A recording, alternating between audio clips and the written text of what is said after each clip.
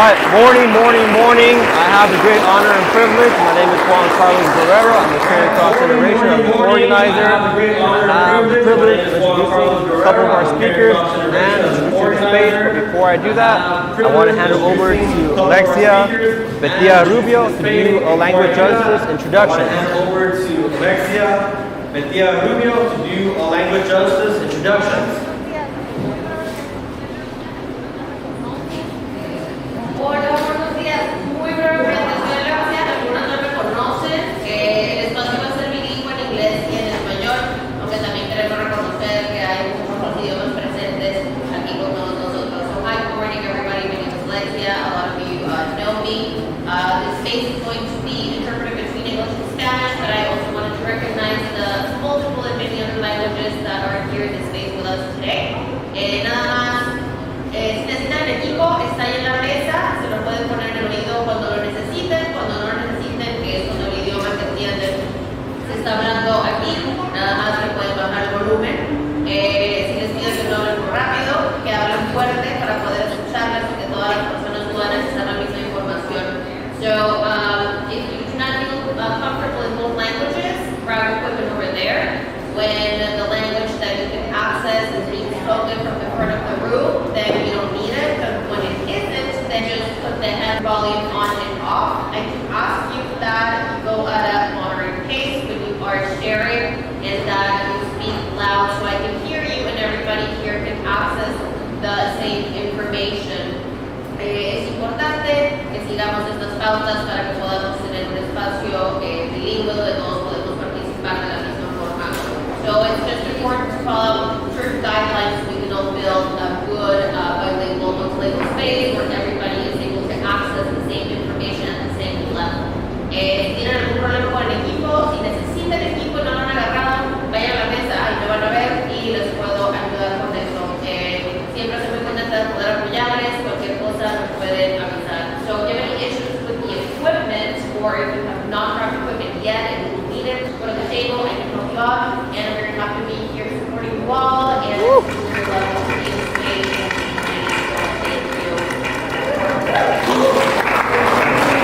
Thank you, Alexia. Any questions at all? Members, got on over there. Thank you, Alexia. If anybody has any questions at all, members, got on over there. If at any point during the program you decide that you want those resources, they're be readily available. So please don't be shy. We'll listen to be a place where everyone can participate to be a lot of conversation.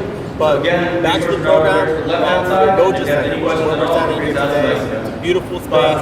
Back to the program, about the Umoja Center, which is where we're standing here today. It's a beautiful space, a beautiful following the afterwards gives more details about the Liberty ecosystem. But I really do want to highlight how following the afterwards gives more details about the Liberty ecosystem. As they are actively fighting against a lot of the local gentrification today, particularly as they are actively fighting against a lot of local gentrification members to be able to act and talk about housing in a realistic way. And how does that make sense to pay sick days? It absolutely makes sense. We recognize the intersections of being able to take paid sick days and how your ability to be able to rest, cover, make the follow-up appointment that I always skip, take those early meetings that I should have, done probably earlier in life, but not having sick days and not having that session is a key part of having those conversations. So we're going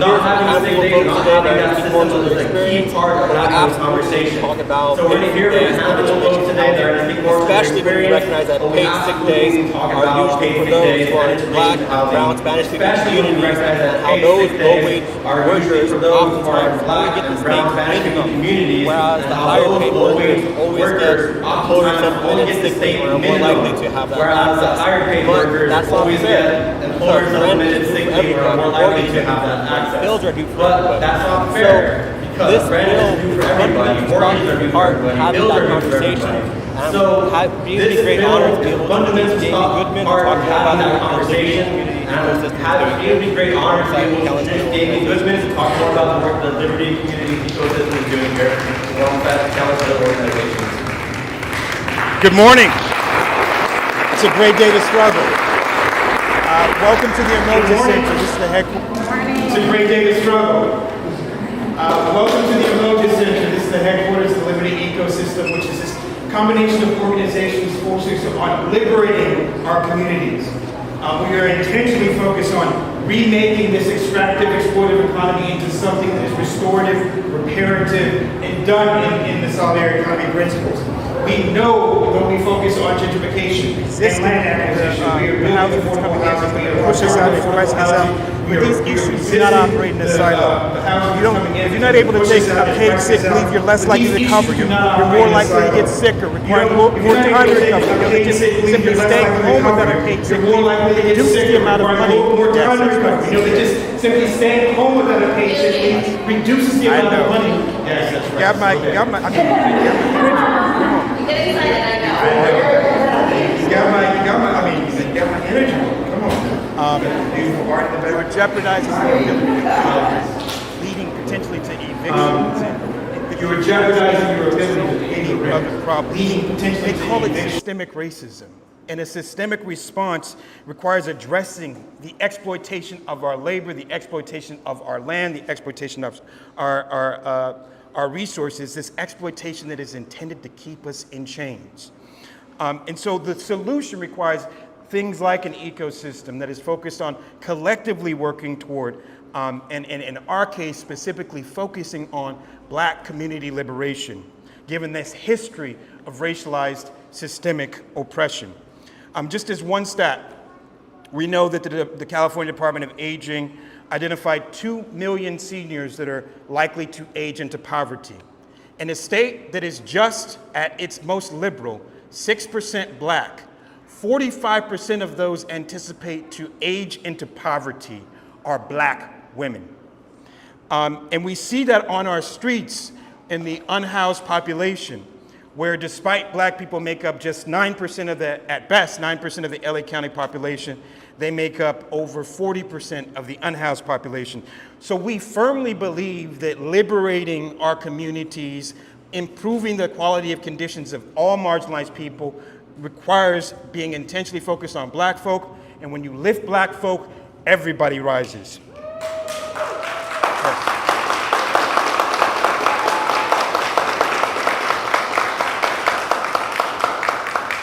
And so there is no, how do you say, surprise that the very industries, the very jobs of those who are denied the opportunity. First off, we are in 2023. How is this even a conversation, y'all? In the richest country in America, how is the concept of when you get sick, you are paid to stay home and recover, you are paid to go to the doctor? How is this even a conversation? But it is no surprise that the industries that are most likely, and the jobs that are most likely to be denied this fundamental human right are Black industries and people who are Black and brown. And so we're proud to stand in solidarity of this critical bill, SB 616. Thanks, Senator Gonzalez. We're proud to stand with this incredible coalition developed by the California Work and Family Coalition and Caring Across Generations. And just given the energy in this room, this coalition, I think we all believe that we will win. Se puede. Se puede. Se puede. Asante sana.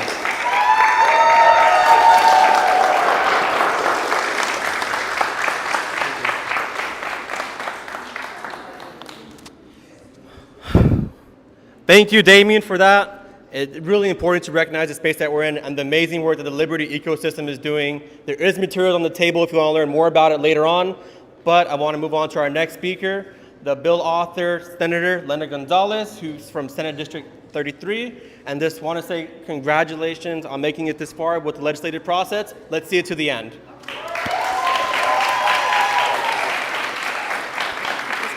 Thank you so much. Buenos días a todos. Hello, my name is Lina Gonzalez. Really proud to represent the incredible communities of Southeast Los Angeles. Who's from Southeast LA? All right. From Long Beach and even a portion of South Central. All right.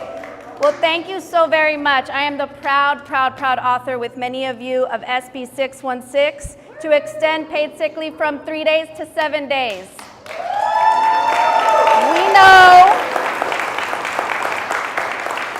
Because we know in California that 3 days is not enough. In fact, there's 12 more states in the country that have more paid sick days than California.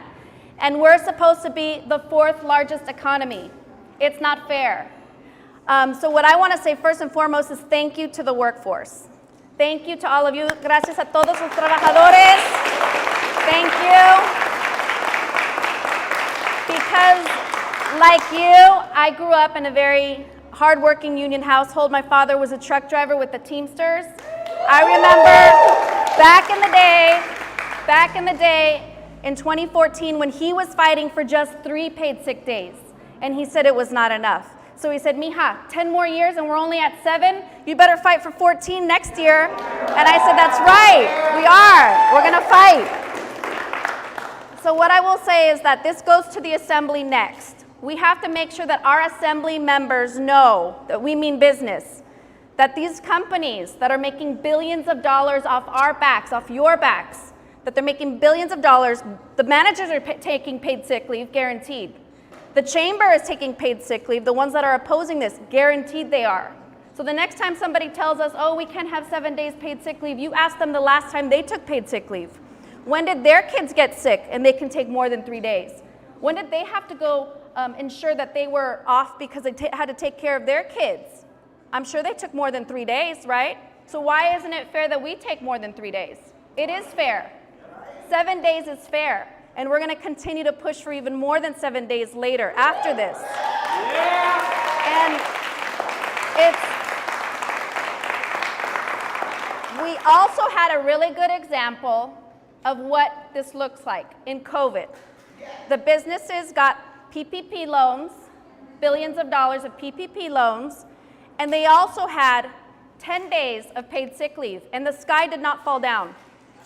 We all made it work out with 10 days during COVID of paid sick leave. So we can do it. We can absolutely do it. And we can go back to work and we can feel good and rested and we can take care of ourselves. So I want to thank the Work and Family Coalition. I want to thank Lane, our car wash team from Clean. I want to take Fight for 15, UFCW, Lane, Liberty. This is the coalition, and SEIU, my friends and my brothers and sisters from SEIU, this is the coalition that is going to get it done. So when I go back to Sacramento, we're going to make sure we get this to the finish line, and then on top of that, we're going to make sure Gavin Newsom knows what's up. We're going to have him sign it too. So thank you so much. Gracias a todos. Let's keep fighting. Thank you, thank you. All right, and next on our list, I believe we have, okay. Shatara Byfield. Come on up, Shatara. Let's give it up.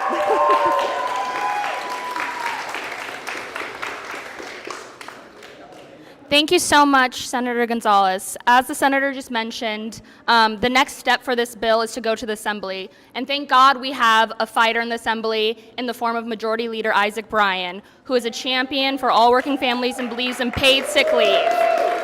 This bill is crucial. It's crucial not only to have 7 days of paid sick leave, but to be able to recover. We know that the people who are often the ones who are fighting for more than 3 days of sick leave are also the ones taking care of the sick. And so we need everyone to come together and to fight and to push, and we will do that because when we fight, thank you so much.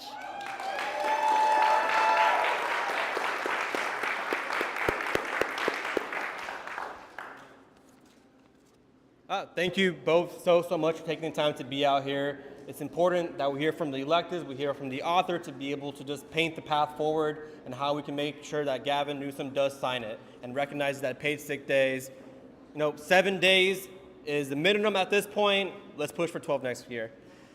So it gives me great honor and pleasure to be able to introduce Michelle Reed, a local member of Local 2015.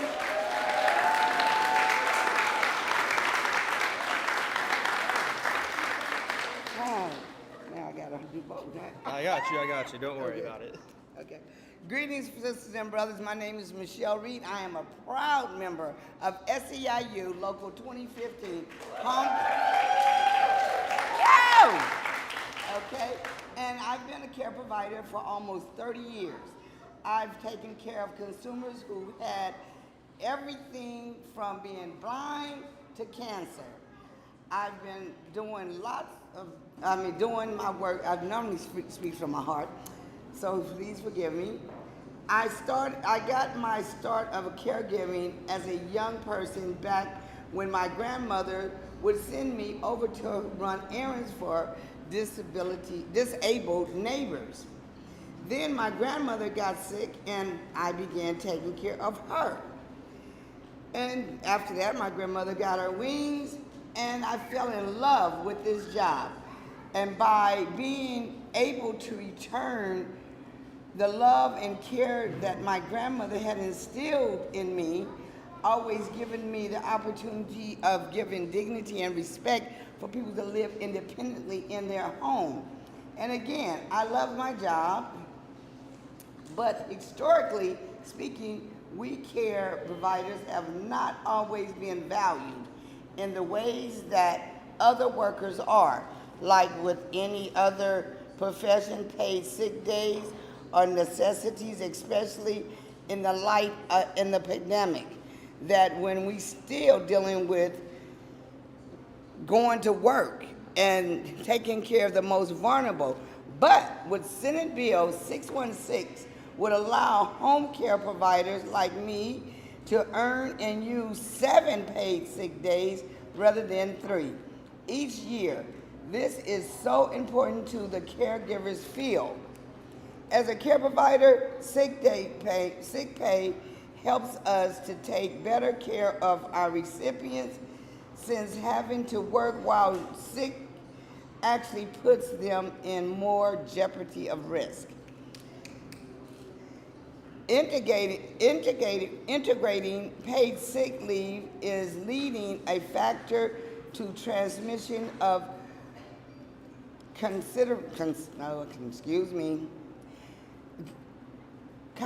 curiously making us feel uncomfortable when we have to even deal with child care. Adult care, workers, and consumers makes us feel very uncomfortable, unsafe. Just last year, I had to go to work on a day when my asthma was acting up in the middle of the pandemic. No less, and because of needed the money, I had to go to work. Accurate sick pay would really help to make matters better. My client lives 15 flights of stairs that I had to walk up. By the time I got up the stairs, I was out of breath and hardly to breathe, but I had to continue my work. This goes beyond just being a health care issue. Also, it's a social problem. Low-paid workers who are disproportionately women and people of color are less likely to have sick days than white, higher-paid counterparts, corporate. Here's the silver lining about sick pay. Paid sick days have almost been shown to reduce employees turnover, increase the occurrence of cancer, screening, and diseases, reliance on emergency medical service, especially for low-wage workers. It's not a zero-sum issue. We can all win here. That's why I am proud to support SB 616, because workers deserve more. If not us, who? And if not now, when? Let's go get it. Si se puede.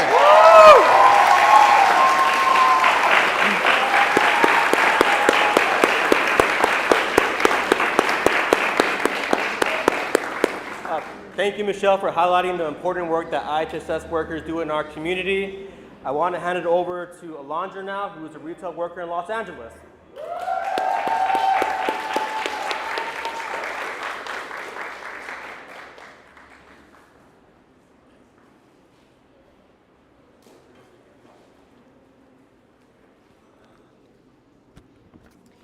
Hello, everyone. My name is Alondra Sanchez, and I have been working in the retail and service industry since I was 15 years old. I am now 23 years old and still working in these industries. As a college student, I cannot afford to get sick or take days off because I simply cannot afford it. Right now, I work in Culver City, and we don't have enough sick days. Back in March, I was sick, and I was in and out of the emergency room for a week, and this put me out of work. My recovery took much longer because I didn't have enough sick days and had to return back to work. Having 7 days of sick pay would have allowed me to recover fully and not stress about being able to pay my rent. I felt frustrated and stressed because I was struggling to make rent that month and pay other bills. My job was also no help. They told me that I could get fired for missing work even though I was sick and had a doctor's note. However, this is not an isolated incident. Many service and retail workers across California face the same stress and anxiety and have to go to work sick, which in turn can get people around them sick. Many of my coworkers are parents, and when their child gets sick, they can't afford to be there to take care of them. I have had coworkers bringing their children to our work site because no one was able to take care of their kids while they were at work. The state of California needs to lead by example and establish a minimum of 7 sick days for all workers.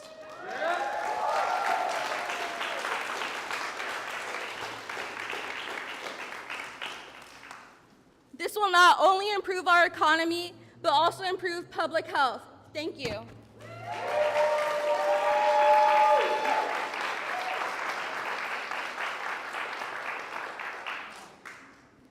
Thank you, Alondra, for sharing your story. I now want to bring in Rosangela Bañuelos, a McDonald's worker in Los Angeles and a leader in the fight for 15 and a union.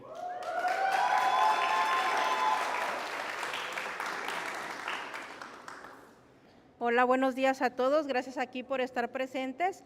Mi nombre es Rosángela. Yo llevo 20 años trabajando para compañía de McDonald's y no es justo que nosotros los trabajadores seamos explotados, abusen de nosotros. Yo trabajo en mantenimiento y ahorita para mí yo estoy exigiendo que nos den 7 días de enfermedad. Los 3 días no son suficientes para mí. Y yo estoy haciendo que por favor nos ayuden a extenderlos a 7 días, porque cada dólar que ganamos no es lo suficiente. Para mí, en mi trabajo me pasó que he estado perdiendo un poco mi vista porque he estado usando químicos muy fuertes. Y ahorita para mí los $16 que ellos nos pagan no es lo suficiente para nosotros porque tenemos que pagar renta, tenemos que pagar biles, tenemos que llevar alimento a la casa, comida a la mesa. Muchos de mis compañeros no tienen dónde vivir, viven en sus carros, viven en las calles, están rentando hoteles donde hay cucarachas, donde no tienen buenas condiciones. Y no es justo que tendríamos que ganar un poquito más en el salario. Para mí no es lo suficiente $16. Yo hago un trabajo como de 5 personas y para mí no es justo. Yo en mi trabajo usé muchos químicos muy fuertes y perdí un poco la vista del lado derecho y no quiero que le pase a un compañero lo que me pasó a mí. No es justo que alguien pase por lo que yo pasé.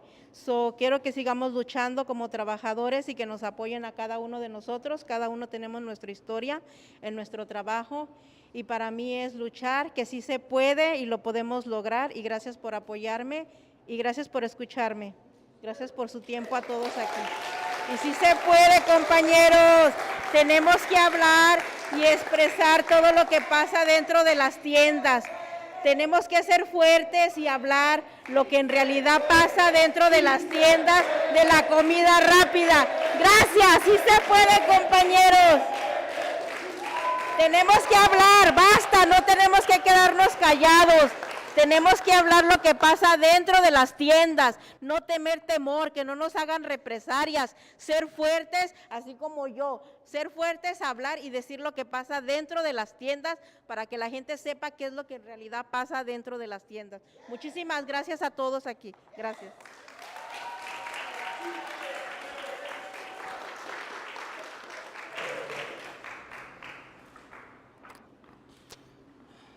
Gracias, Rosangela. Now, it gives me great honor and privilege to be able to introduce Catherine Mitchell, co-founder of Mitchell's Transport and a proud member of Small Business Majority.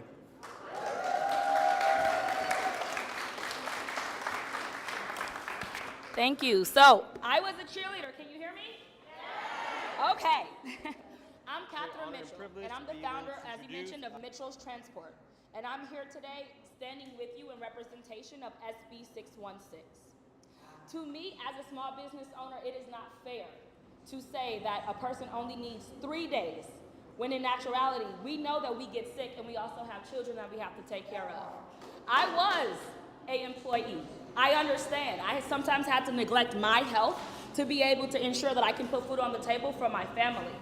So now as a business owner, I am in support because I want to ensure that my workers, my employees feel comfortable, not only knowing that the state is behind them, which is why we want this bill to pass, but also that their employer is in unison as well.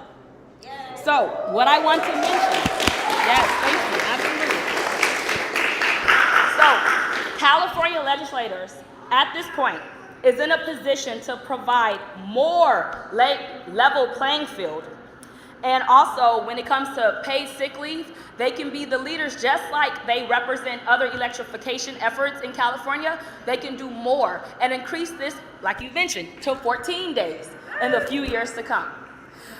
While it may seem as though protecting the bottom line is at most important for business owners, such as myself, it's not. It's actually ensuring that my employees, my team, and my staff is protected because I don't want them to come to work sick. It's really interesting how COVID had everyone to learn that we can become a more digital world. But at first, there was a lot of issues happening that a lot of people, such as myself, as I was an employee during COVID, to have to basically come to work sick or quit. A lot of individuals quit during COVID because, one, they didn't have additional sick days, and even though the increase of COVID was there for 80 more hours, it wasn't always utilized and you were jeopardized as employees. So as a small business owner, I do want to let you know that the small business majority, which I am representing today, took a poll and 85% of small business owners stated that they are in unison and support SB 616. So you,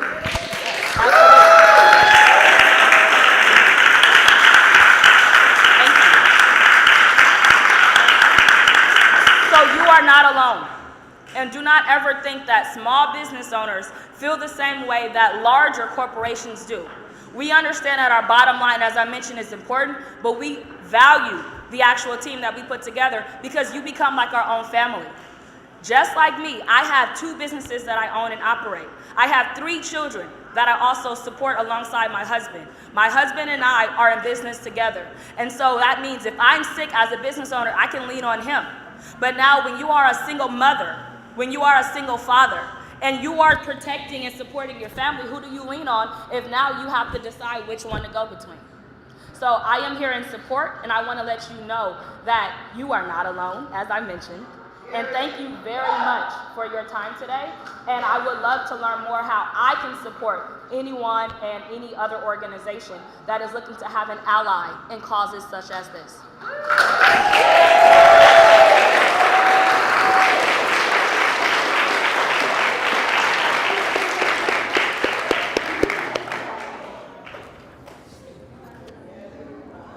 Thank you so much for that, Catherine. I think it's a key part to be able to highlight the diversity of different supports that we have in this fight, both from different workers, from business owners, and we're able to paint the image that this is not a worker issue. This is an issue for everybody that's a Californian that wants to be able to provide sick days for themselves and for their families.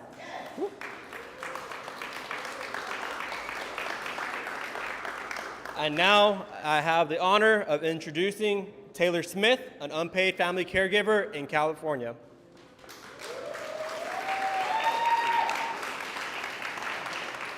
Thank you. Hi, everyone. Tell me if I need to slow down because I have the tendency to get excited and passionate. So I'm going to introduce myself. My name's Taylor Smith. I'm an unpaid family caregiver. And that term encompasses a lot, and a lot of people don't self-identify. It basically means anyone who is taking care of a sick one with a chronic illness. And I bet if you guys raise your hand if you have taken care of a parent or a spouse, or done grocery shopping for your grandma, right? I'm seeing a lot of hands raised.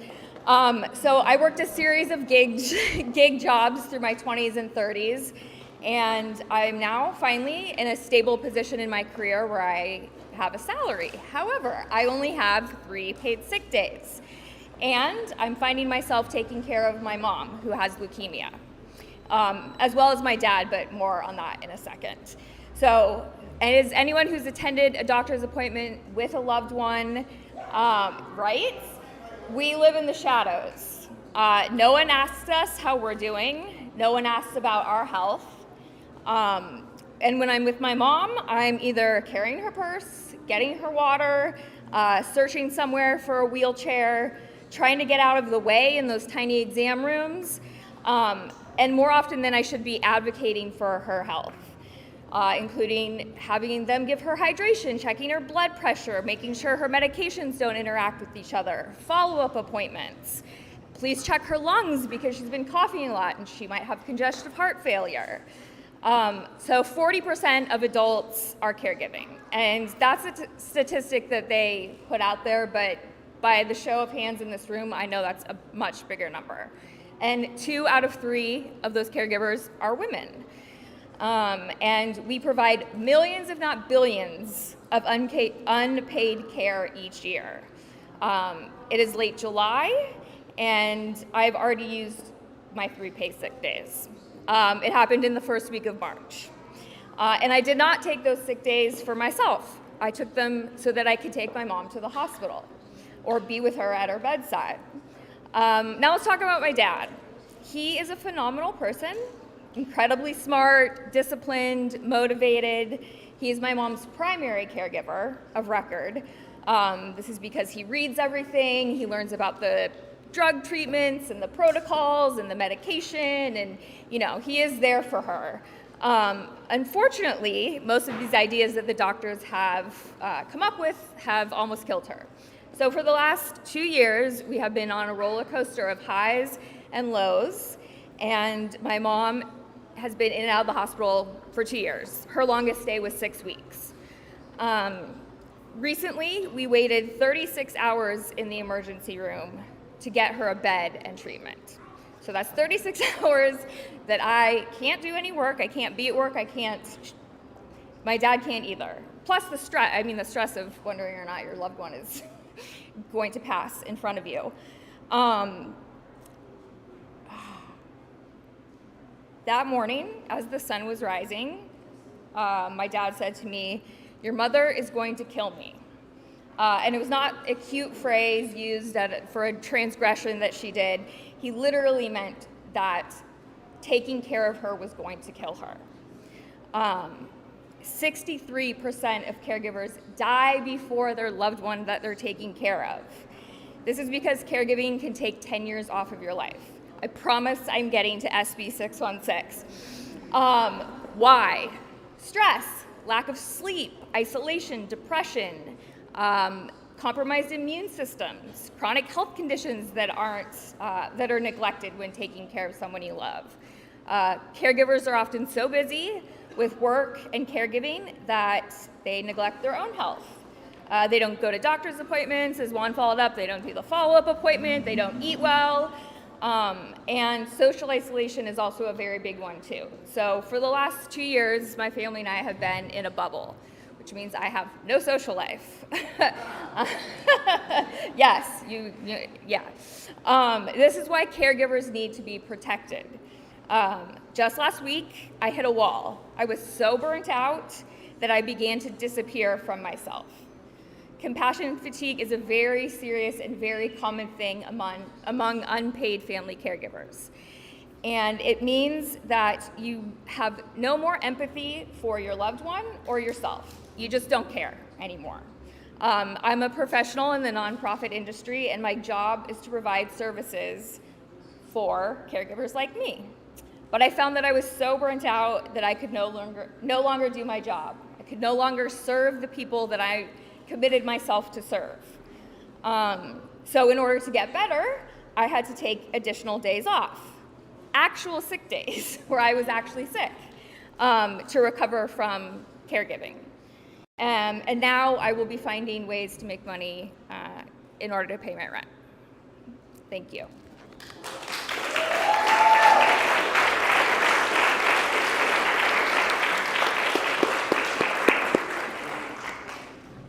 Thank you so much for sharing that, Taylor. I think it's a really big part of it. My wife was supposed to be here this morning, but my mother-in-law had an appointment yesterday. It didn't go exactly the way they had planned, so they're at a follow-up visit right now.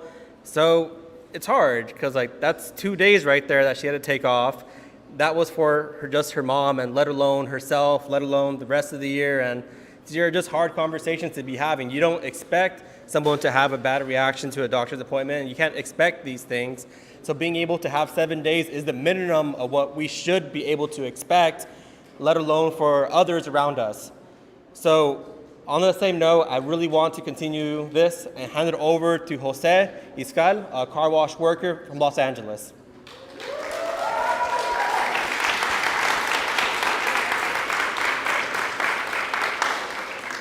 Jose, there.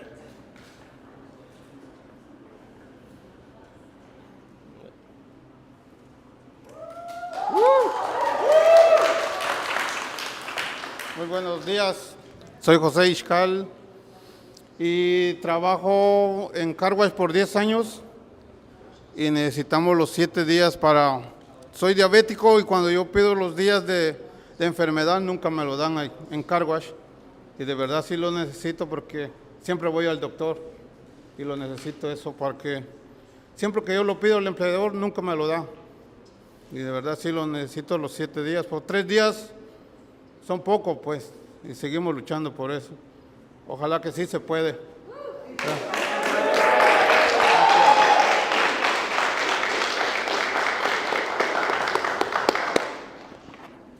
Thank you, Jose. I would now like to give it to Gustavo Cañas, a grocery store worker in Los Angeles.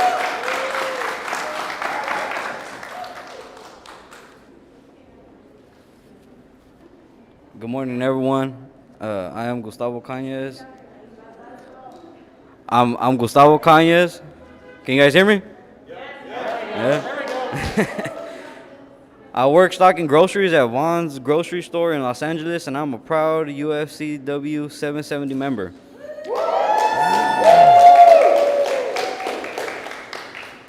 Last year, I got COVID twice, and after the second time, my life hasn't been the same. I started having many health issues, including heavy breathing, extreme fatigue, and chest pain. Many people think the COVID pandemic is over, but the virus is still around us.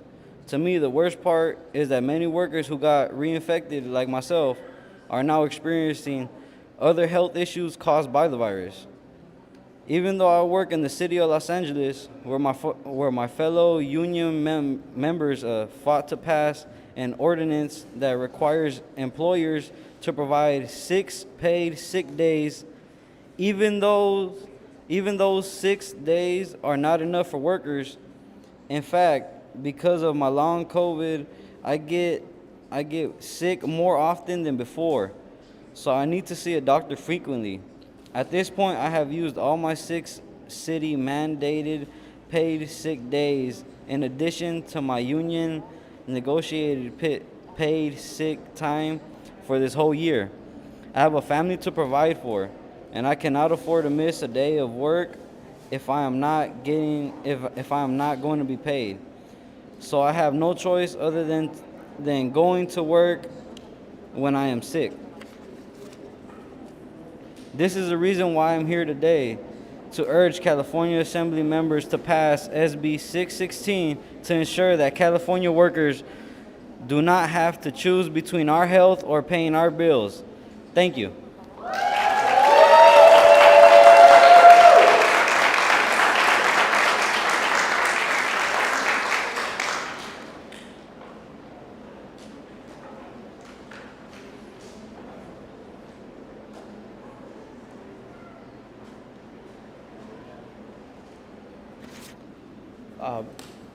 Thank you everybody for being here. We are going to close out now with Katie Duberg from California Work and Family Coalitions, proud partner of this event, who is going to tell us about some of the next steps that we could take to see SB 616 through.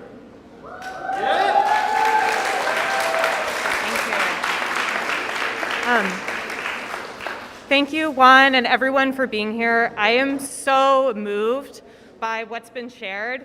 This is how we are going to win paid sick days for every single worker in California. It's by coming together and sharing our stories and talking about why 3 paid sick days is just not enough.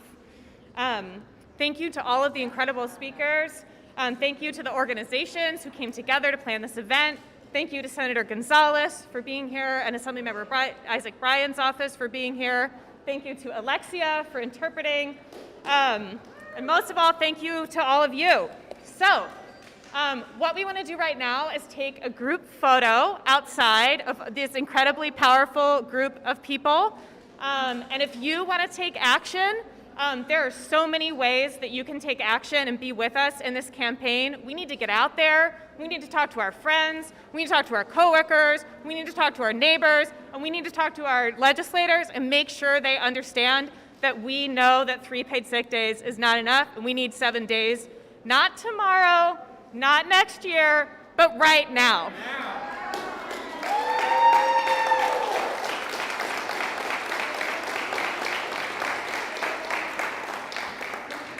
So let's head outside and take a photo, and then that's it. So thank you everybody for being here.